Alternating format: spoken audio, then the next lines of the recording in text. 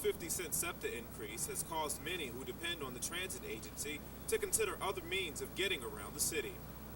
After close to 3 years and many hours of hard work, Philadelphia police have finally tracked down one of our area's most notorious criminals and placed him behind bars. Men United for Safe Streets say it's not always easy to keep children out of trouble, but they say their new program provides a safe alternative and teaches the fundamentals of life on and off the court. Up to just a few months ago, parents in this West Philadelphia community lived with a constant fear for their children's safety due to the high crime rate and constant drug trafficking on street corners. But now, that has all changed, thanks in part to a new partnership between the William Hicks Anderson Community Center and Men United for Safe Streets. Men United for Safe Streets, a local organization responsible for running the center, says the services being offered here allow the children to feel safe and provide them with the opportunity to plan for their future.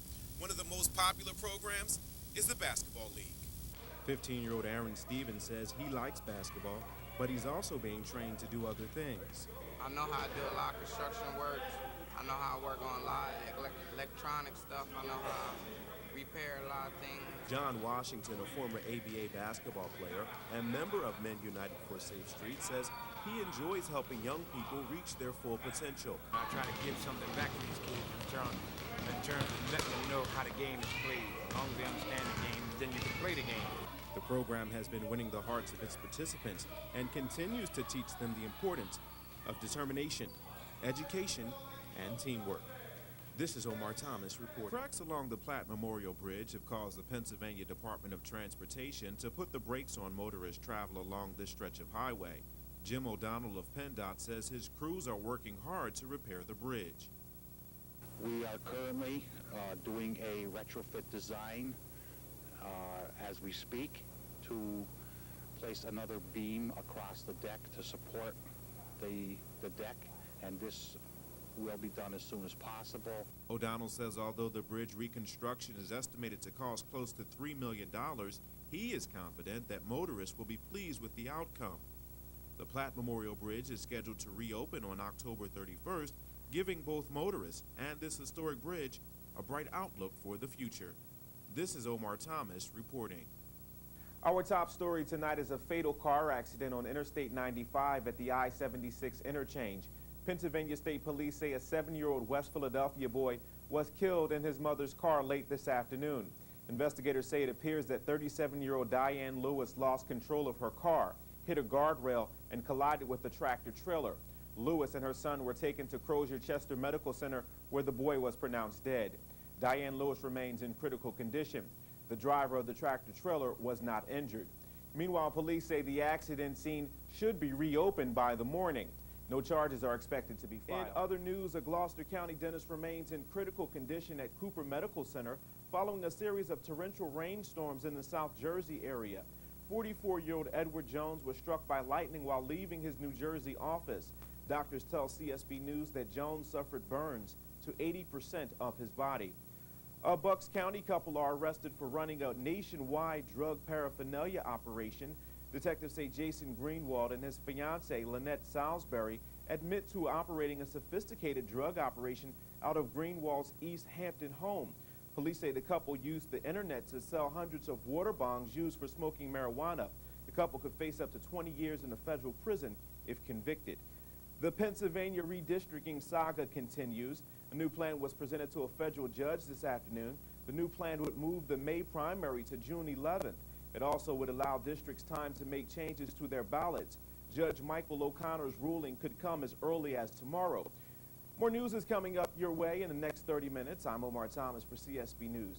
Have a good evening. Good evening. I'm Andrea Wilczynski for CSB Channel 9's News at 5. Philadelphia Gas Works is back in the news. They're launching a collection campaign that exceeds $50 million. If you've been late paying your bill to Philadelphia Gas Works, well, you can expect to hear from them soon. The city-owned utility company is on a mission to collect $55 million. According to PGW officials, there are more than 100,000 delinquent paying customers.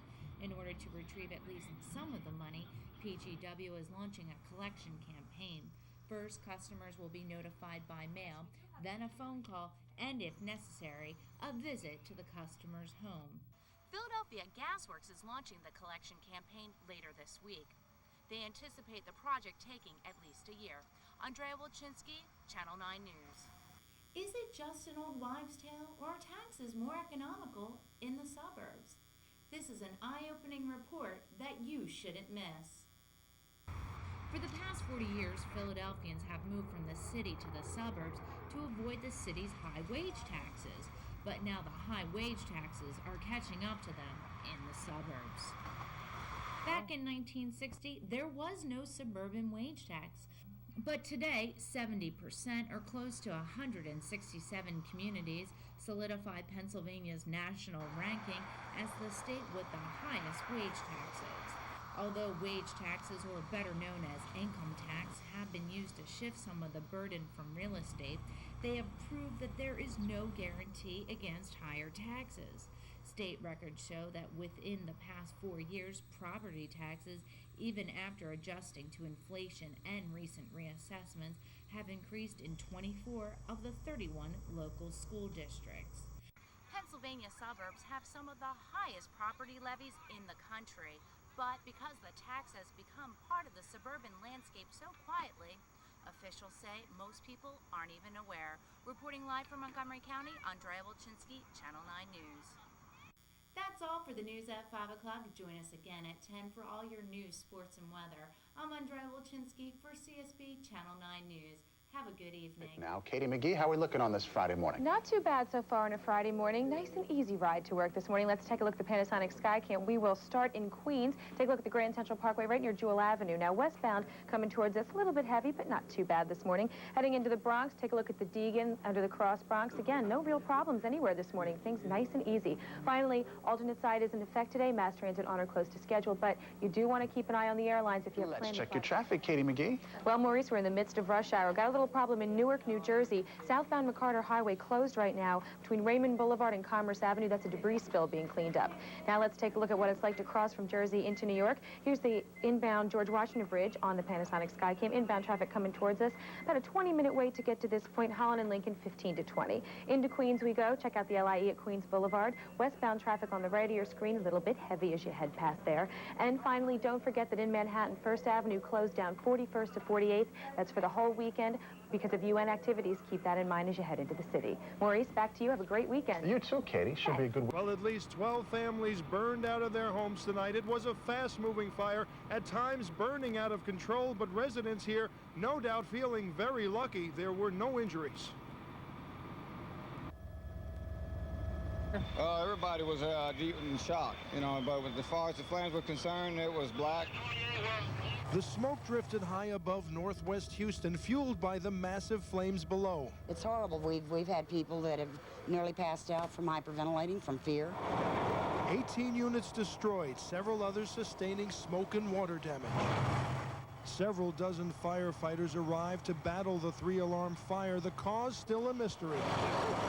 Anytime a fire makes its way into the attic, it picks up at a very fast pace, devastating almost anything in its pathway. I think there's a fire. We went Residents here shocked. All they could do was watch firefighters do their best. But in the end, a dozen families displaced. Many of them gathered at this apartment complex office. Seeing everything go on flames, you know, like the patio and the inside, I mean, there was just a lot of smoke. But management here helpful, coming through with temporary housing and a warm place to stay tonight. We're relocating them at our expense to of their choice hotels and area motels, our corporate units that we have ready to go for them to move into.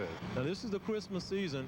Situations like this rest heavy on the firefighters as well as the tenants that are involved in this fire situation. So that's something we're always concerned about.